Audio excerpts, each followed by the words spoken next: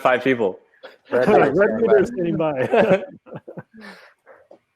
All right, let's do this thing. Hello, welcome. Hey, this is the Fan Filmmaking in a Galaxy Far, Far Away panel. And just like the Force, fan films have exploded across the galaxy. And today we're going to discuss what it means to be a fan creator and why creativity is a force that belongs to everyone. We've assembled some of the finest Star Wars fan filmmakers, and so let's take a quick look at some of the incredible feats that they've accomplished.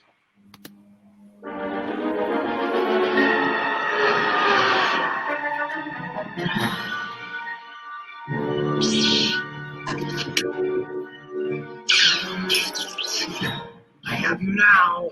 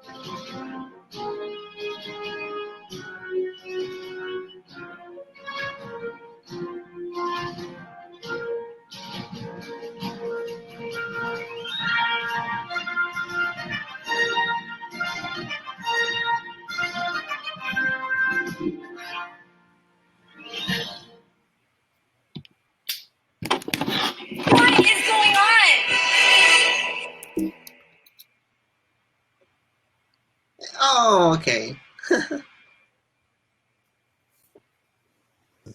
Cut off the end of it. I was trying to unplug my speakers so I could come back to you guys.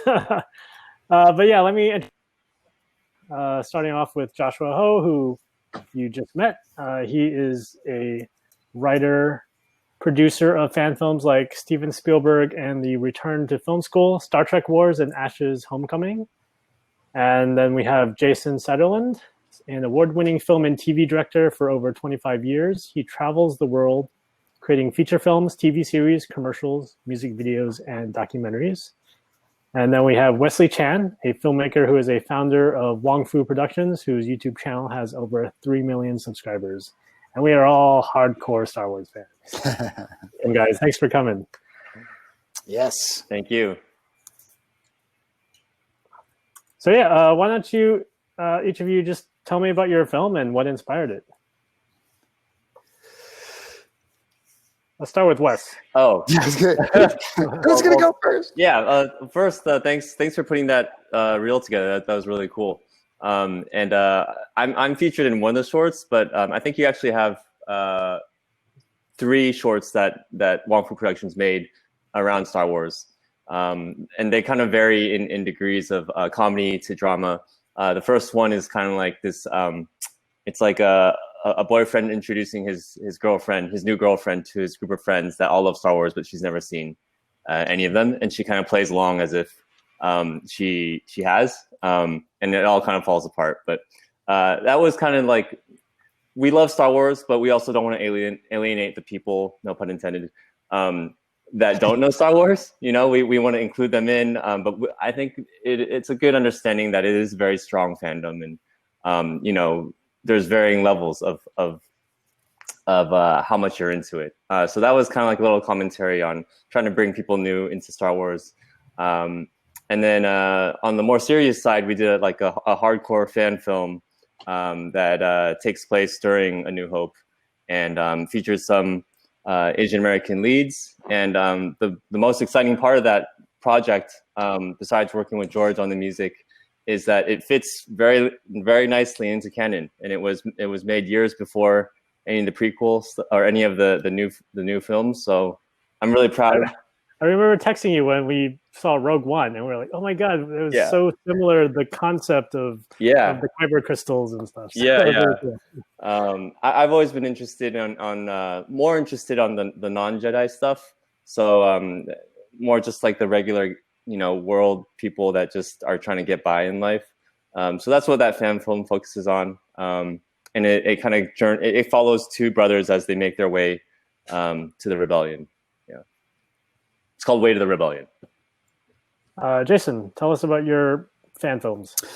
Yeah, so I've done 2 Star Wars. I've done a few other fan films in general, but 2 Star Wars specifically. And the first one is called The Force and the Fury.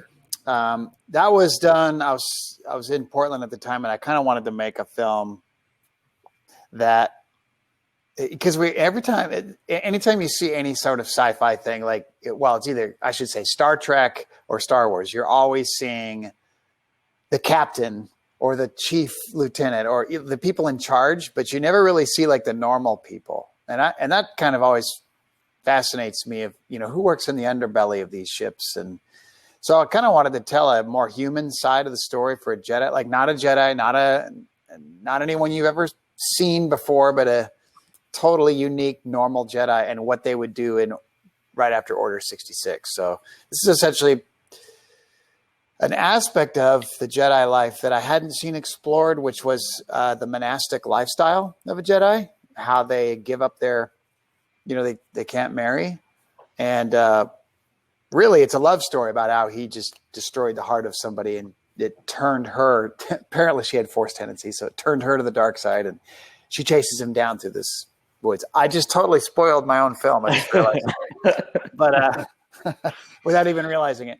So I did that one, and it was a ton of fun. We just, got quite a few views, and it was super exciting. And then I got asked to direct this next one called Kenobi by Jamie Costa. It was his brainchild to do it. He had always wanted to do a fan film about Obi-Wan Kenobi after he drops Luke off and before A New Hope starts, that little window of time where it's like, well, what is he doing in the desert all those years? So that was a blast because I worked with him on the writing of it on to explore what his mental state must have been, which would have been pretty rough. He's killed what he considered to be his brother. And he's, what now? It'd be like if you were in charge of watching over Hitler's son, how would you feel about that? Emotionally tough place. So exploring those layers to it, and then the arrival of the Empire on Tatooine and all that. So that was a significantly bigger project. I actually think it's the biggest fan film ever made, if I'm not mistaken. That was something else, a real blast. We had 1 million views in the first 24 hours, which kind of blew us all away. But, I remember watching that when it came out, and I was a huge fan of Jamie already, and just the direction and cinematography, everything came together really nicely. So congrats. Thank you. Appreciate you saying that. It was a labor of love for all of us. It was a very difficult shoot. We were out in the elements, shooting out in the middle of nowhere. We had a lot of weather issues, and it was very, very challenging, but we're super proud of how it came out. So anyway, I think I remember seeing people posting organically about it when it came out. So that's incredible that you just had people who loved it so much. They're just like, we got to get this out there. Yeah, that was so cool. And we wanted it to feel like canon. We wanted it to feel like this is actually what would have turned him into the older Obi-Wan that we all know, and to really we really were painstaking on every line of the script to make sure that it did service to the Star Wars universe, that it all flowed and makes sense. And, having a little baby Luke there was awesome. Who is the youngest child I've ever directed, by the way. Directing a child that young, he was so young that he didn't quite understand that we were making a movie. He's right on the verge of that. So that was really fun. But anyway, We ended up on Steven Soderbergh's list of films that he watched last year, which really blew us away. Cool. He didn't even watch the last Star Wars movie, and he watched ours. So, so yeah, it was great. So, Josh, tell us about Star Trek Wars. Okay. All right. Well, Star Trek Wars is the brilliant combination of Star Wars and Star Trek, as indicated by the title. And, 2014, George Lucas sells Star Wars, and J.J. Abrams takes over. And I didn't ever really think I'd ever do a Star Wars fan film because there's so many. And even 5 years ago, there's just so many. I'm like, what could I possibly do that would be different? And then it was just sort of that, what happened was, that transition from George Lucas to J.J. Abrams, and J.J. Abrams did the Star Trek revival. And having once me and my producer just sort of randomly was like, oh, that'd be hilarious if these two guys were fighting, and that was the whole thing. And so Star Wars versus Star Trek. So there's we get a battle in there, and it was just kind of more of a fusion idea. I just thought this is something that people haven't seen, and also I also feel like George Lucas gets there's so many people who don't have mixed feeling about George Lucas, but you know what? He's just like us. I mean, he's a lot richer, a little bit more famous. But that's always, we had done one about Steven Spielberg previous to this one, and so getting to tackle George Lucas, J.J. Abrams, Kathleen Kennedy, and a couple of other real life figures, that was really interesting. So honestly, just really lucky to have had that opportunity. Cool. So yeah, George, for me, what about you? I sort of came to Star Wars through my love of John Williams, and I'm a professional film and TV composer. I've actually did music for Wes's fan films and did some Star Trek Wars like promo video. And my two heroes growing up were John Williams and Alan Menken, who did all the Disney musicals of the 80s and 90s. Little Mermaid, Beauty and the Beast, Aladdin. So when Lucasfilm announced that they were buying Star Wars, I was like, when Disney announced that they were getting Star Wars, that, I thought, how funny would it be if they turned Star Wars into a musical? And then I was like, oh my God, that's such a great idea. I gotta make that. And so I started writing Star Wars musical, which is, a 6-minute version of A New Hope as a Disney musical, and I took all these Disney songs and turned them into, telling the story of Star Wars, and then kind of mashing up the styles of John Williams and Alan Menken and capturing that Disney sound that we're all so familiar with. And so that was just kind of where the idea grew from, and we're actually currently doing a sequel of Empire Strikes Back. So hopefully later this year we'll release that. But yeah, just excited to just play around in the world that I love, which is Star Wars.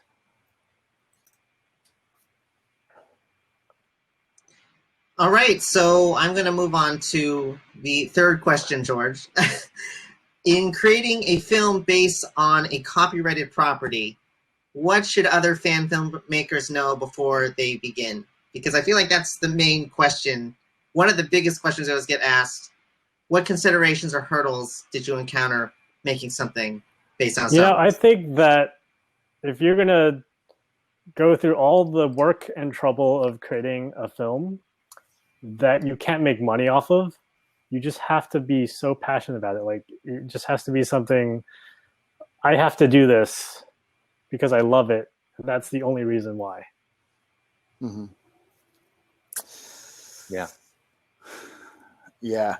Yeah, especially because it's funny to me when I talk to other filmmakers about doing fan films, other like professional filmmakers, a lot of them poo-poo the idea of doing fan films, which is really interesting to me because they're like, I don't want to do someone's intellectual property, but they're missing out on a lot of the joy that goes into, I mean, who doesn't, do you know how cool it was to hang out with droids? To like, they had an R2 unit there that actually made sounds and moved around. It was so cool, so much fun. And the land speeder they had was actually made from a golf cart, so it had little wheels, but it actually drove. And I mean, it just, you're playing in that universe, and it is such a joy.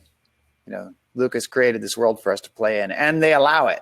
That's the nice thing, is as long as you don't make money, they'll let you play in there. And they even have a contest, or they used to. I don't know if they still do, but they had a fan film contest. Yeah. Just to echo that, I think, it's like a sandbox that George Lucas created with Star Wars. It's like any other game, right? You can play. Everyone knows the game of soccer or basketball, but how you play that game is going to be different every time.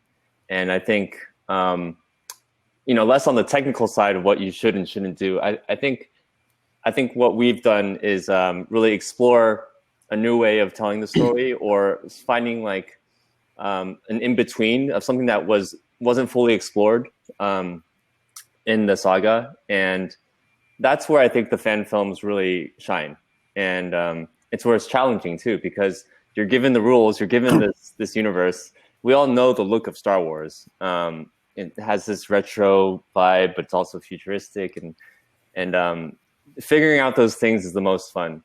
So I think anything that can spark some creativity and is a way to get someone to tell a story is always a good thing, whether it's a fan film or original content. Like, if it inspires you, and then do it. And what else inspires so much like Star Wars has, right? Yeah. I'm looking at, I saw Jonathan had a question about the crowdfunding. That's how we got money for ours. We crowdfunded. And for clarity, when we say make money, we mean you can't, as long as you don't charge people to watch it, or you're not selling merchandise, you're okay. We actually crowdfunded and had an investor for ours, and that's fine. You know, you got to pay for certain things. You know, you got to pay crew sometimes. You have to buy props. That's not what we're talking about when we talk about making money. It's that's an important distinction. So, profiting off of it. Yeah. Yeah, because making movies is very expensive and time. Yeah, for sure it is. A lot of favors. I mean, just to echo that sentiment, luckily Star Wars in particular has sort of outlined what they're okay with. You can kind of see what else lives online, what's been fine with them. Regardless of what franchise that you want to do a fan work on, definitely do your homework, definitely look up, see what else is out there, see have there been issues with one company or another. My experience was that when we did a Star Wars / Star Trek fan film, was that we were actually able to get so many people to work on it essentially for free or for very low cost, because they had so much passion for the properties. And I think that's the power of doing a fan film. It's definitely garnered my film, I'm sure many of these other films, more attention than they would have been if they weren't connected. The only other thing I like to say is that people really become very passionate about it. That's why they're invested. It's more than just a day job. A lot of these people working on it, they really love this thing. And so when you commit to it, when you are taking money or taking favors from people, you're in it to win it. You got to finish it. And I think that's the message I always have, is you can't let those people down, because you can have really awesome friendships making films together, and you can also destroy them. So just do the thing that you said you're going to do. But yeah, it's really fun. So just get it done. Yeah, so there's definitely this advantage of creating a fan film in which you can get people to volunteer their time because they're so passionate about it, as well as, you know, just an opportunity to work on your craft as a filmmaker. But, you know, for these companies that have these big franchises, why should they allow their fans to express their creativity through fan films? It's free advertising for them. And a lot of them do it, you know. Star Wars is one of the more famous people that allow it. Video games are another great one. They oftentimes will let you do fan films out of that. I think Harry Potter is another, but there are some that don't like it. Like I've heard, I don't know this 100%, but I've heard Doctor Who is one that doesn't. No fan films for Doctor Who. So yeah, it's awesome. It's kind of weird to me. If I feel like it's people directly saying how passionate they are. You know, but I understand the big corporate machines have their own reasons and stuff. Mm-hmm. Yeah, and you have to do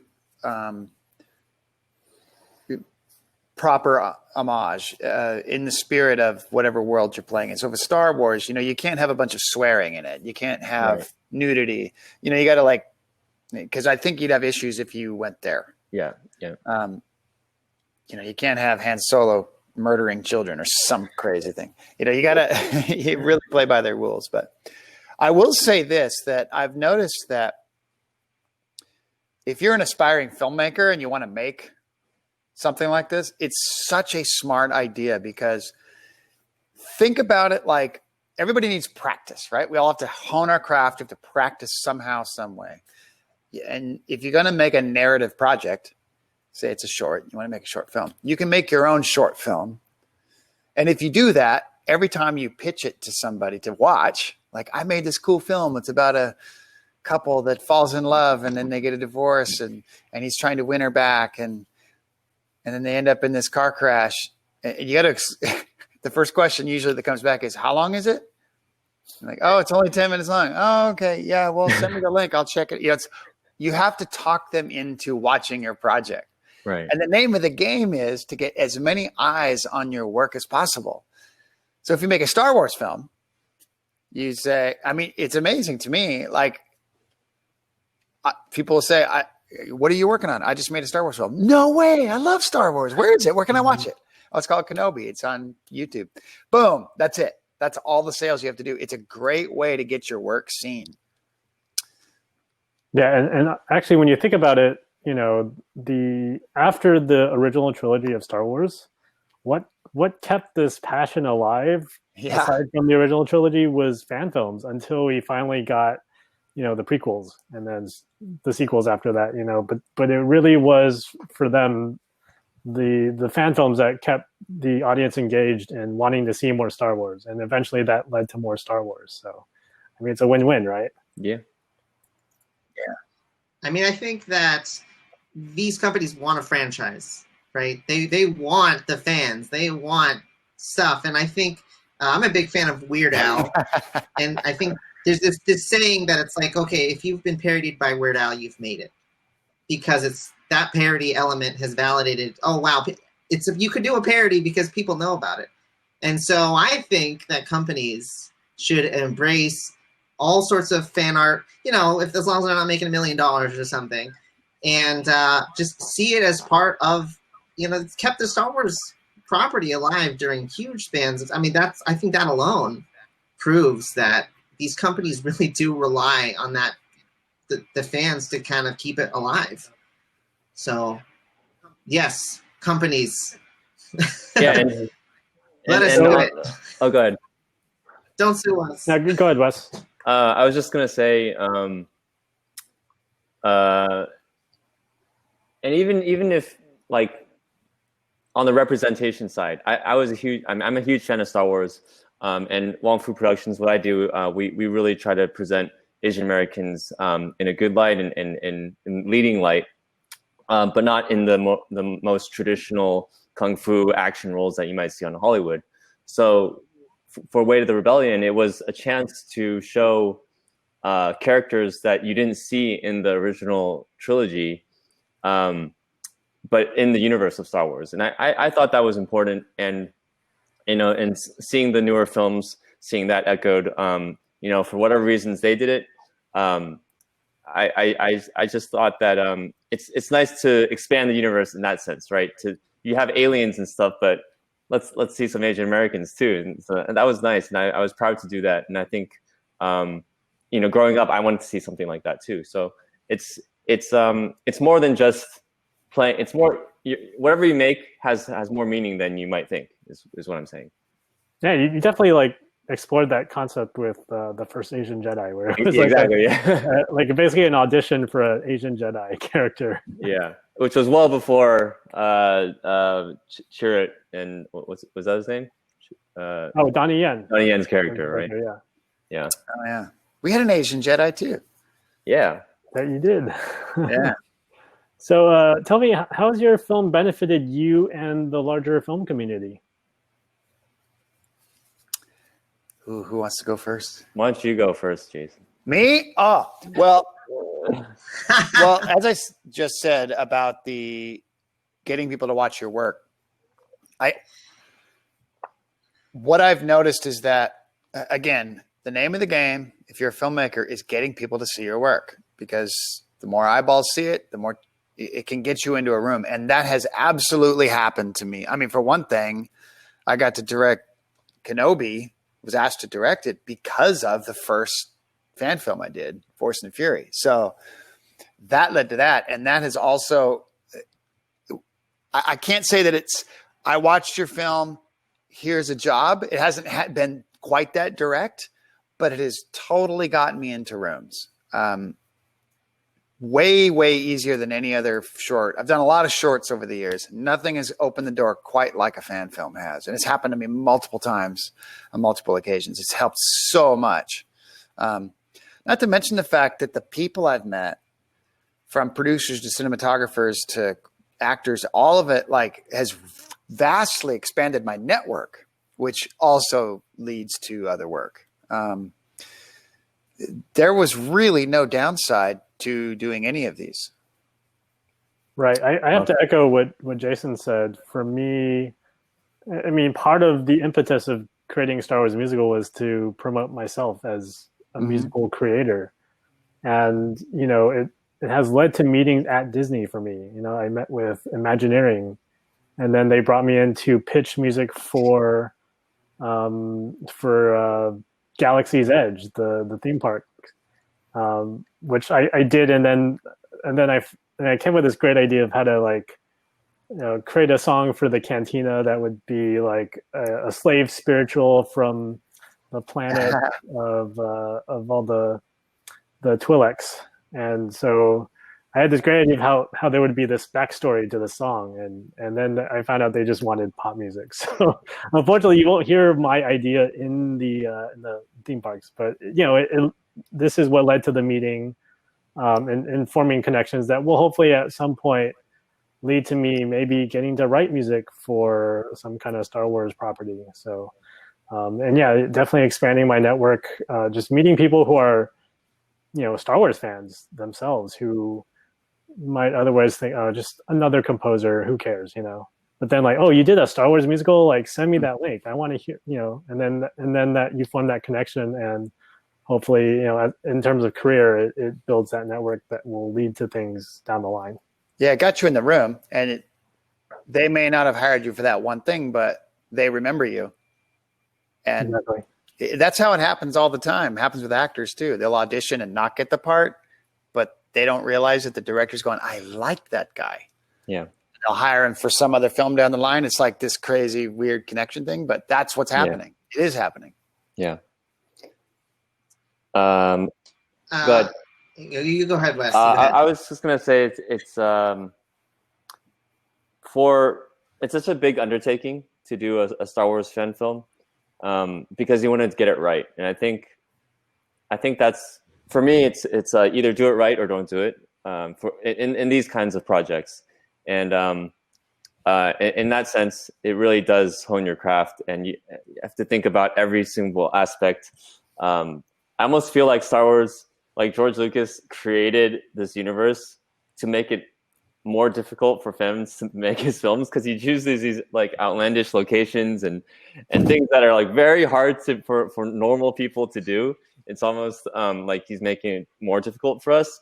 But when you're up for that challenge, and you really kill it, it's such a great feeling. And yeah, I mean, just the bringing the team together, and when you're working on something where everyone's just clearly passionate about it versus there for the paycheck, it's a very different project in terms of filmmaking, and you can really feel it on every level.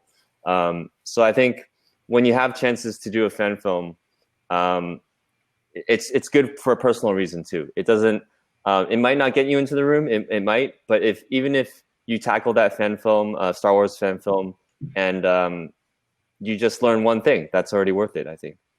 Yeah, we're talking about fan films, but this all goes out to everything that you can do as a fan, right? Fan fiction or cosplay, any of these things, are such a great way just to show your passion about something. It's a springboard. Yeah. For me, this right here, talking to you guys, I mean, I feel this is awesome. I've been looking forward to this probably for a year at this point, if not at least the last couple of months. So this getting here, and this is a really personal story, is George met my girlfriend, and then he heard about our Star Wars fan film, and he reached out to us. And it was really amazing to me because I was I felt really included that someone was interested. This was before we'd even finished the thing. I think he only had was a flyer.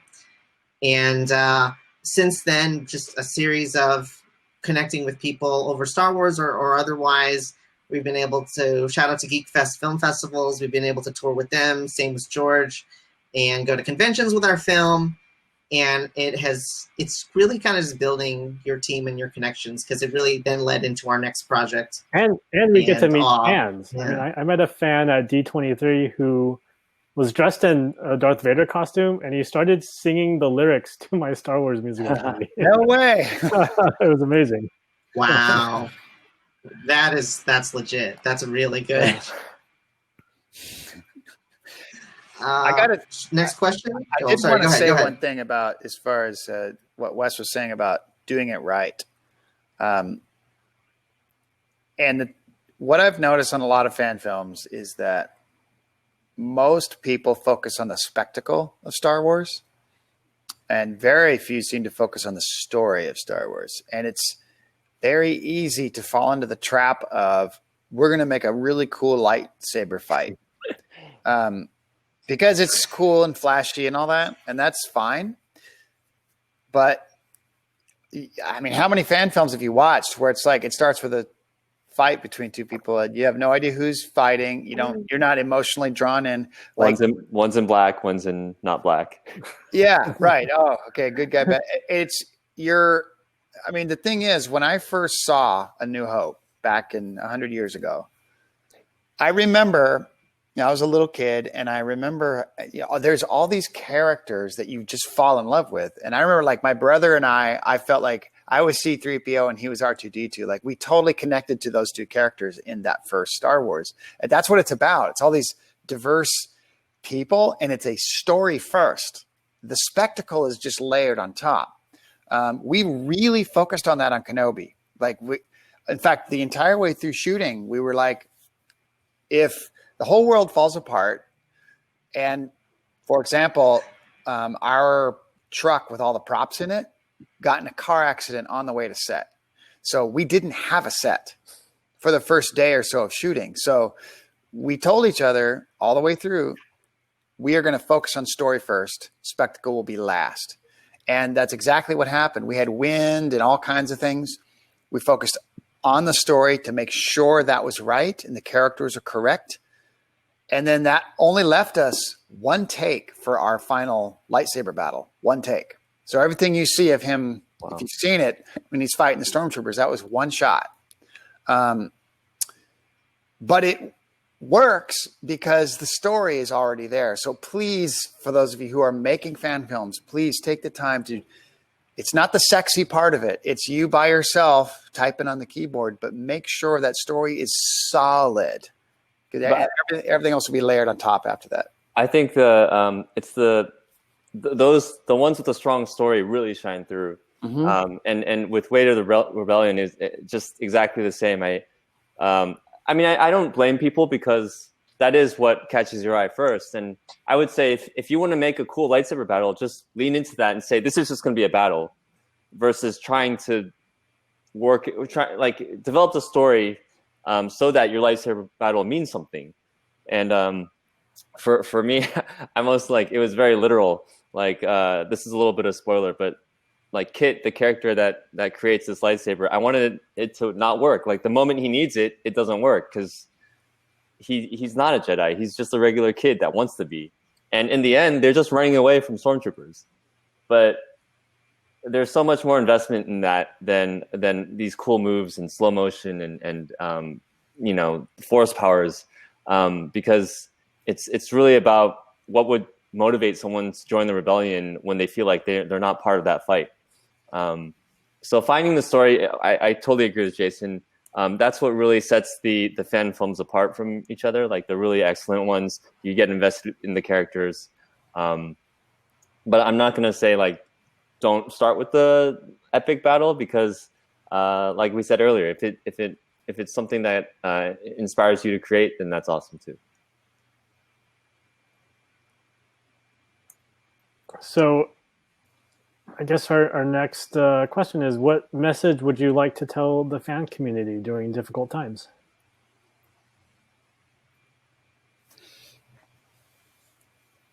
How about you, Josh? Okay, I'm going to echo the last question and then bring it all home right on the spot here. In our film, we have George Lucas versus J.J. Abrams. It follows the story of kind of George Lucas having to leave behind his baby and the pressure that J.J. Abrams is under to fulfill his destiny.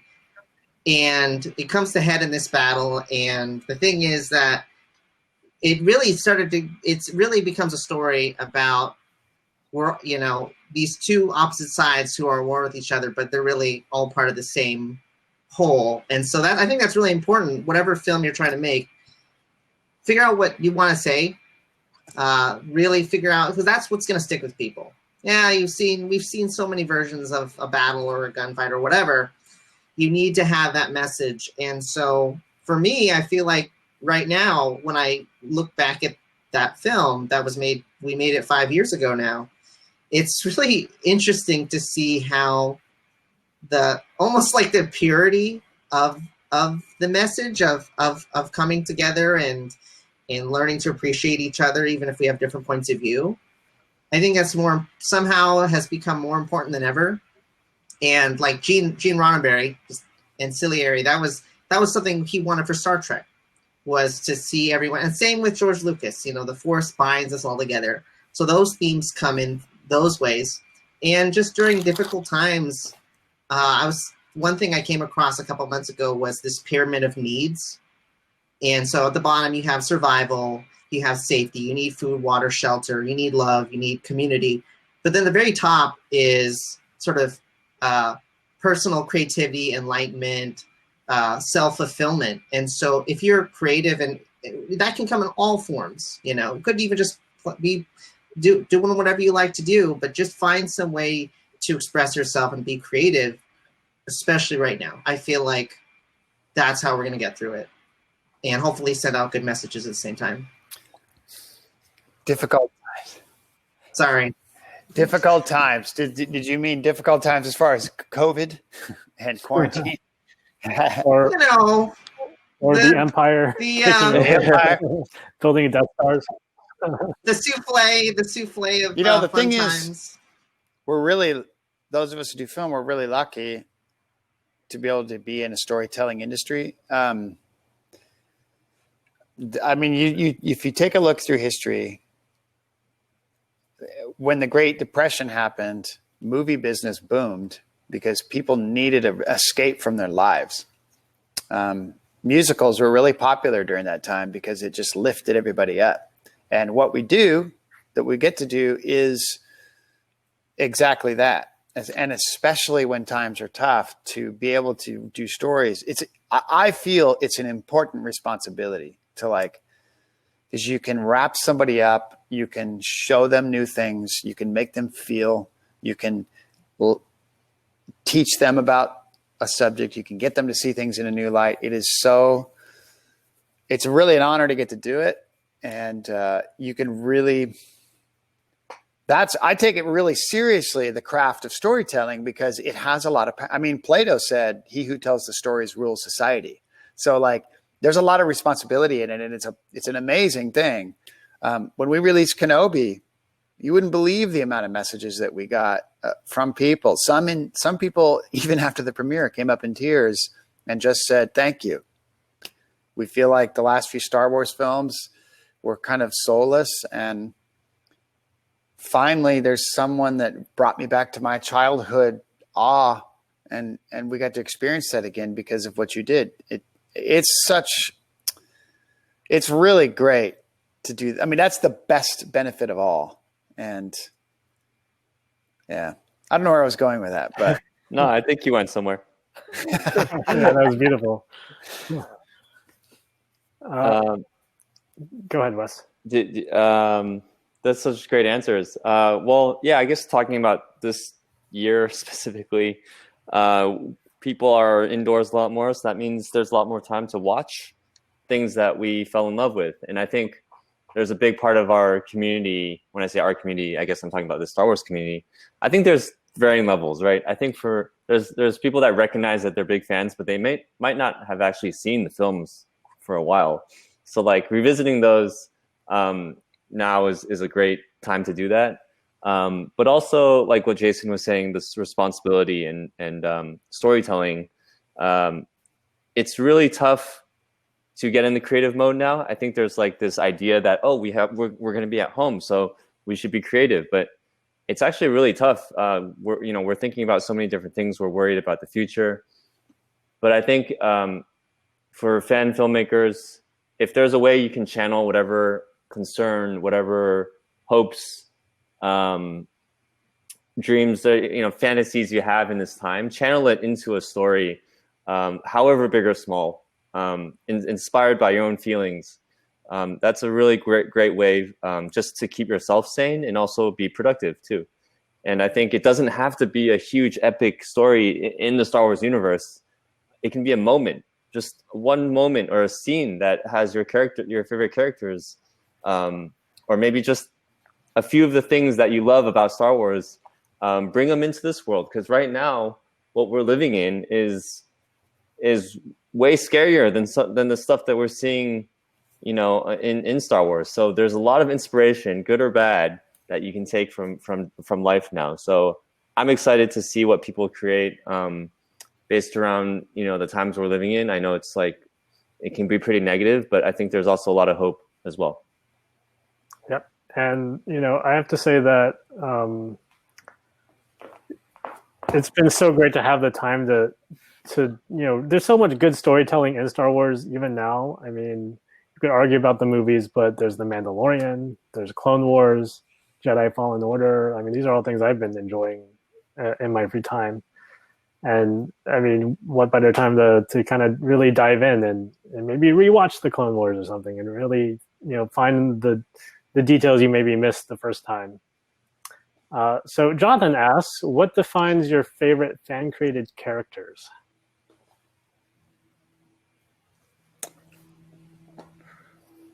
I mean, I guess for me, it's just having a cool lightsaber and doing force powers. Because to me, I love exploring the mystery of the Force and the Jedi and the Sith. I would love to see a fan film about Darth Bane, who created the Rule of Two. So that's what I liked about some of your guys' movies, is you kind of delved into, what was Kenobi doing during that time after Order 66, or what is leading up to the rebellion, in the eyes of normal people. So definitely, that to me is what's awesome.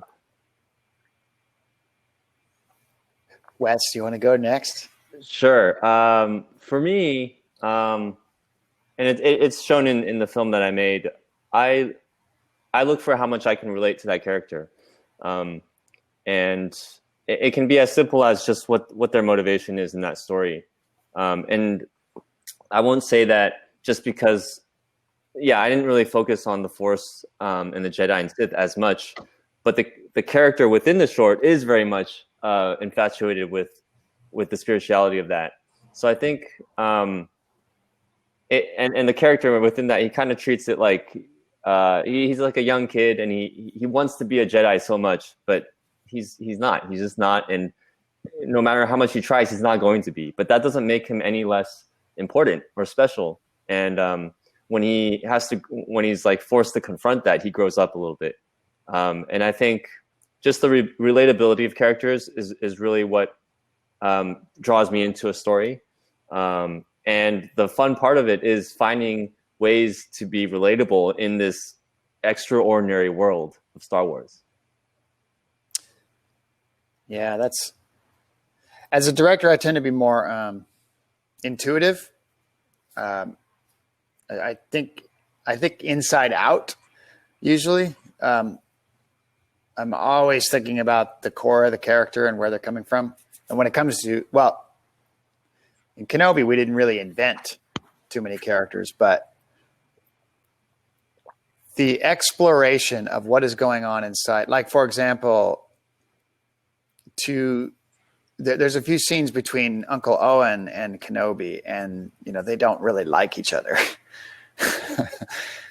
But to really explore the background as far as to why, to me, was so much fun. And the actor who played Tommy, who played Owen, he got very emotional during the filming a lot of those takes, because from his perspective, he's trying to protect his family, and Kenobi living that close is a danger to them. He could lose everything because of this guy. Like, seeing that rich inner life, to me, is what is my favorite. The moment when the little boy sees that lightsaber and looks from, no one's probably noticed this, but in the film, there's a moment where the boy looks from Kenobi to the lightsaber and back. Like, it actually chokes me up every time I see it, because it's such a beautiful inner moment of the boy. Like, what is that? So, you know where he's going to go in his future life, but those inner moments, those deep inner characters, that's what I love the most. It's just, even the bad guy in our last one, which was played, by the way, by James Arnold Taylor, who's the voice of Obi-Wan Kenobi and all the Star Wars cartoons and video games. His inner life was really fun. You know, he had kind of longer hair, so we created this entire backstory of him about how he was kicked off like a major ship somewhere. He should be in charge over here, but instead they send him over to the ass end of the universe on Tatooine to talk to farmers. Like, that was so much fun to explore and dig into that. Gosh, I love it. I can't get enough of it. It's my favorite part, for sure. Awesome. So we've got about 15 minutes left. So if any of you guys have questions, please put them in the chat. Yeah. Go ahead, Josh.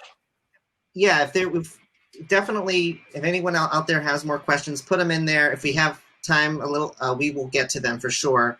I did want to bring this next question up, though. If there's any other questions from any of you guys to each other, any of the filmmakers to one another, and just really quick, before we run out of time or anything, because we have about 13 minutes left, I just wanted to say first that, George, thank you for reaching out to me and including me.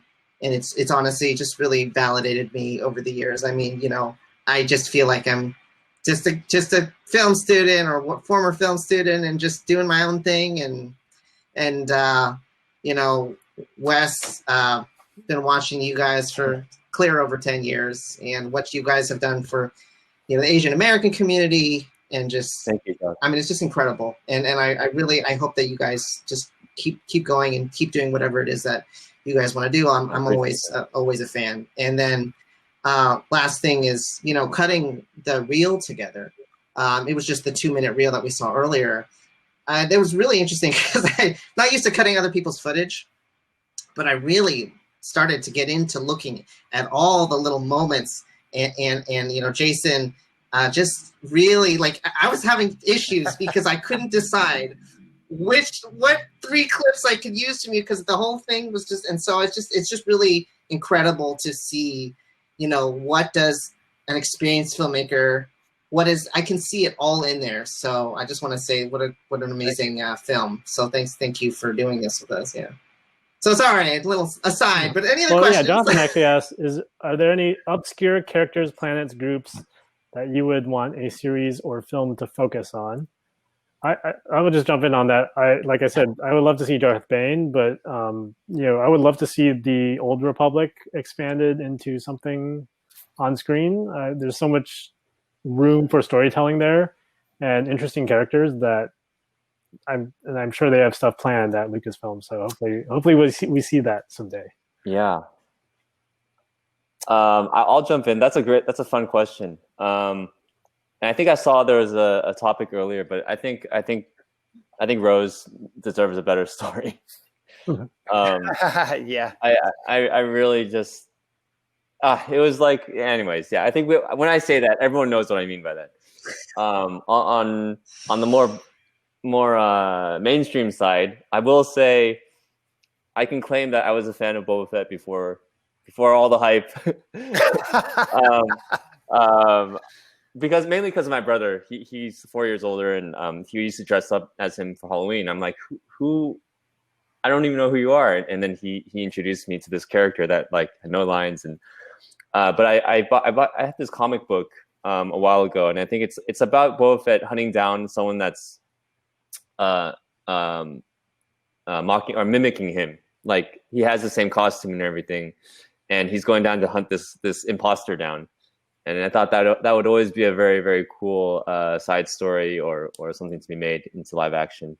But now it's like if I mention Boba Fett or anything, everyone just kind of rolls their eyes. But before that, I was a big fan. I think you're onto something with the Rose idea. Again, like I said before, the lesser character. I don't mean lesser. What I mean is the characters that aren't the president or the captain, the ones that are working. And to me, that's what Finn is. He's just he was a janitor on a starship. Yeah. Like, I love that he actually helps in the first film. He actually helps, I forget how he does it, but he does help in some way. And not to get off on this tangent, but in Last Jedi, to me, it would have been such a better film if Rose and Finn, the two people who weren't in charge of anything, would have gotten together and said, I think we can get into that dreadnought. We'll just drift back like Han Solo did, like junk, and hook onto the bottom. And I know how to do the air conditioning units. Right. Yeah. The thing, and the two of them together, because they know how these ships work, basically dismantle the ship from the inside because they know how it runs. To me, that's a story. That's the kinds of people I would like to see. And that would have been amazing with like a Rose character like that. I love that.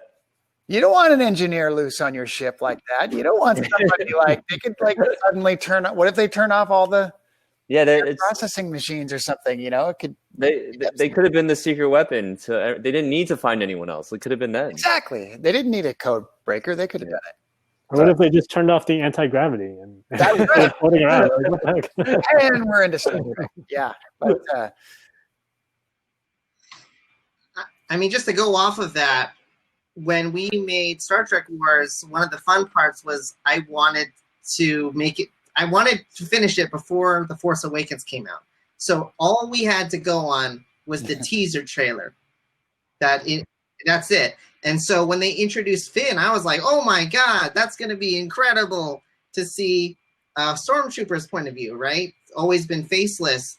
And Finn was an interesting start, but if I could add one thing, it would be like, I was really interested to see what's the psychology behind that. Because they say, Finn was basically, he was brainwashed from birth. He was taken away from, and so that's a whole nother, like almost different genre of Star Wars. And like you've seen them do with the Marvel Cinematic Universe, is they'll have different movies in slightly different genres. And I think moving forward for Star Wars, I think that they need to expand. If they're really wanting to make a big thing out of it, they've got to get way more creative than just, sorry. But yeah, I think that's where they should go. I think that they should take new approaches to different types of characters, like a Stormtrooper. So maybe we'll get some more of that. They're gonna make the oh my God, the training unit. Those are gonna be Death Stars, mini Death Stars now. the lightsaber training thing. Yeah. So yeah, we've got about we need to really quick find out where can we follow these amazing filmmakers, because anyone watching should click the links that they're about to post in the chat and try to follow any of these people. And definitely, we'll at the very end, we'll post a link to all these films. Okay, right now. Definitely watch them. They're incredible. And just for me, this is my Instagram link. Okay, I don't have a million followers, but that's sort of like there's some stuff there. And okay, cool. So where can we follow I'm you really guys? dumb. That's okay. I just posted a link to a playlist of all of our movies, so everyone can watch it there. I just put there my name, Jason Satterlund. If you remember that, I'm on Instagram, Facebook, and that's my website is jasonsatterlund.com. So pretty easy. If you know how to spell it, you can follow. Or yeah, my all of my social media is George Shaw Music, and so you can just look that up. And yeah, just to wrap up, why don't you guys each tell me like what's a memorable fan film you've seen that you didn't make? Oh man. Honestly, like, and this is gonna feel really staged, but Jason's film, like, honestly, like, I don't go out looking for fan films a lot, but it was really cool when obviously Kenobi was very, very popular, and I recognized Jamie Costa too, and I was like, the amount of craftsmanship was really, really impressive, and it makes you, the same way we were talking about, like, some there's mixed reviews about the new films, but these fan films, you really see the heart, and you really see how much, we keep saying, the passion shows through. So that was amazing to me. And I missed the chat, but if you guys want to follow me at the Wesley Chan on Instagram, that's my personal. Troops. I just saw Kevin post Troops. I was going to say that one. That's one of my favorites. It's old. It's like one of the first. They say Tatooine is the ass end of space, but I like the small town feeling you get out. It's like such a great, that one. And I don't know if you've seen Jamie Costa's one. He did one where he plays George Lucas's father. It's pretty good. I can't remember the name of it, but was that like his Vine days? No, it came out like within the last year or two.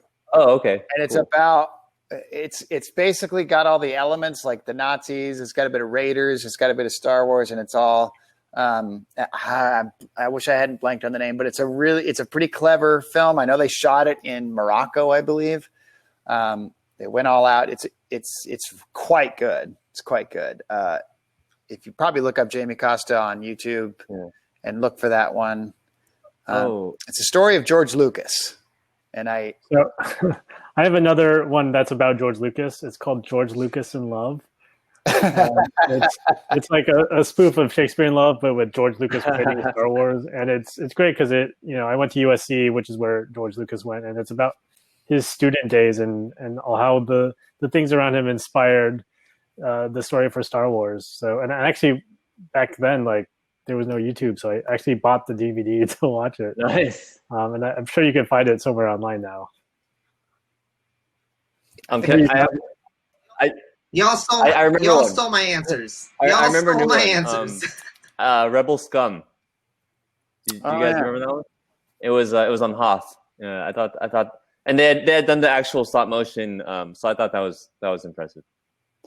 Oh, you know what? Another good one was the monster origin of. It's like Origin of a Monster or something like that. It's this little, the little monster from Return of the Jedi that, when Luke gets tossed into the pit thing, and Salacious. Yeah, that big giant creature that he's stuck down there in that bottom. Rancor. The Rancor. Yeah, it's that monster. Yes. Okay. You thought I was a Star Wars fan, and I can't remember. It's where that thing came from. Birth of a Monster. Is it like within the universe, or it's like a making of kind of thing? No, it's within the universe. So it's cool. It's like what cave? And here's a bit of trivia: that cave where they film where the monster was born is where Kenobi's cave is, and from our fan film. Wow! So like it's a pretty good little fan film. It's a good fan film. It's well done, well shot. Cool.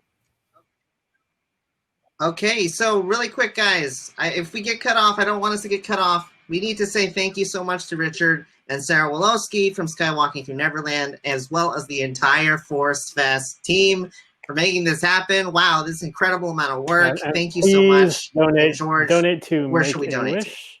The link should be in the chat somewhere. Our admin posted it somewhere, but yes, please help them out. They've been doing wonderful stuff.